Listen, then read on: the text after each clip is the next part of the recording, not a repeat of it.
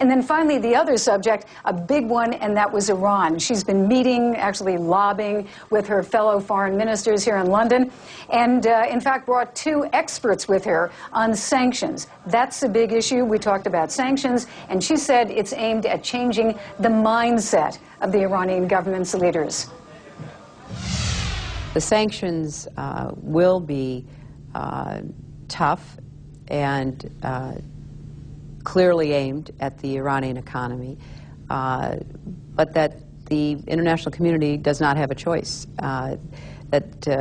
This is unfortunately a situation in which the behavior of the Iranian government, not just in this instance, but what they're doing to protesters and demonstrators. I mean, one of the foreign ministers from a Muslim country told me with just total bewilderment. He said, how can they have a death penalty to demonstrate? I mean, that's basically what they've come to. So their society is under a lot of stress. We think it's imperative to change the calculus of the leadership, and we think this is an appropriate way to proceed, so we are pursuing it.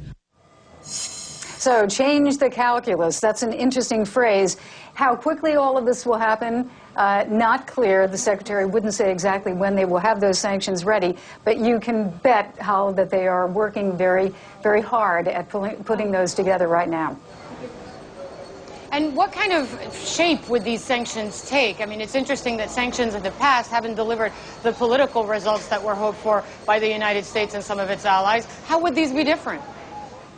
Well, there are two things that they want to do. There are existing sanctions, and they want those enforced, because many of them are not enforced. The new ones would be targeting the Revolutionary Guard Corps. They are very much in charge of major portions of the Iranian economy.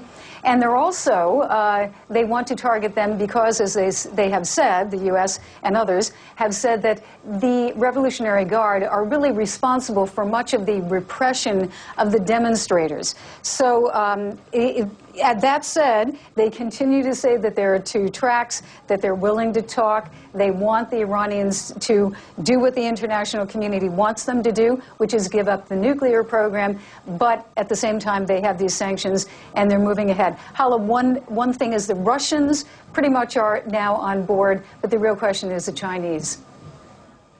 All right, thanks very much, Jill Doherty. They're reporting to us live from London there on her interview with Secretary of State Hillary Clinton.